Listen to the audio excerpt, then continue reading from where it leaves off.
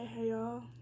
This looks like trash because I just got off, but yay, we love to see it. But only gotta show myself for 10 seconds, so you know, bada bing, bada boom. Finna get into the special paintings that I picked. So my first painting that I picked is a painting by Frida Kahlo, and it's pretty much called the Self-Portrait with the Thorn Necklace. As you can see, the thorn necklace. So there's a specific location where this painting is at. It's in the Nicholas Murray collection at the UT of Austin. So whoop whoop, shout out to Texas, doing this thing, whatever. The artist, of course, is Frida Kahlo, and her nationality is she is Hispanic, and the medium of this work is oil on canvas.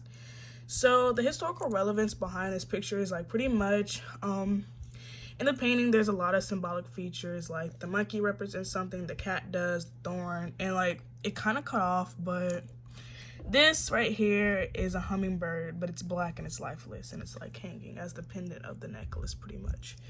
But back to the historical relevance. When she was 19, she was in a terrible accident that pretty much like left her bedridden like for literally the rest of her life. Like she couldn't even conceive children, and so most of her self-portraits are her dealing with her struggle with medical issues, infertility, and her troubled marriage, because sadly sis was beaten in her marriage. Boom. So how long did it create to create this self-portrait? It took 2 months. And why it's important, like I said above, she used a lot of symbolic symbols to represent abuse in her marriage and all that good stuff. Well, it's not really good, but y'all know what I mean.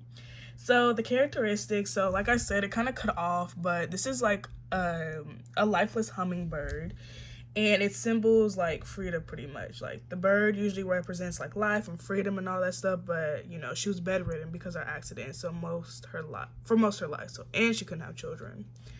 As you can see, this is like a black panther or a black cat. It's a symbol of death and bad luck when it comes to like Hispanic traditions.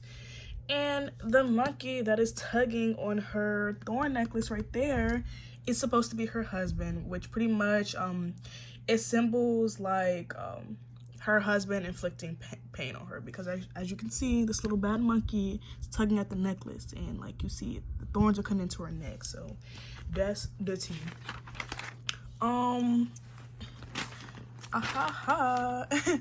Pretty much her historical contributions, she was a feminist, and like she mainly used that as a symbol in like all of her paintings, and also she was a part of the Mexican Communist Party. And the reason why I chose this is because like I thought it was interesting, and I remember like briefly touching on her in like either high school or middle school. Oops.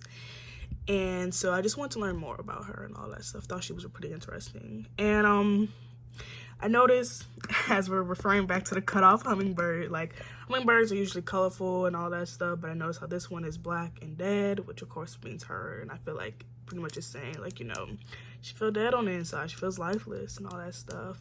But honestly, I like her creativity and the colors, like in her little head wrap and all that stuff, and like how she intertwined her braids. I think that is cute. Love like the texture and color of the leaves in the background. I feel like this compares to a lot of other paintings during this period, and I didn't even say the period. The period of the work was during the 19th century, like, which is like kind of the Victorian period, but in 2 ways. I feel like this compares to a lot of paintings, because during this time, like a lot of middle-class women were giving up their jobs and all that stuff to like be moms and all that good stuff. And so just at the moment, you know, a lot of women were giving up things, and like I said, she is a feminist, so that's that. A fun fact is that actually she was very good friends with Pablo Picasso. She wore skirts to like hide her leg deformities, and she was bisexual. The end.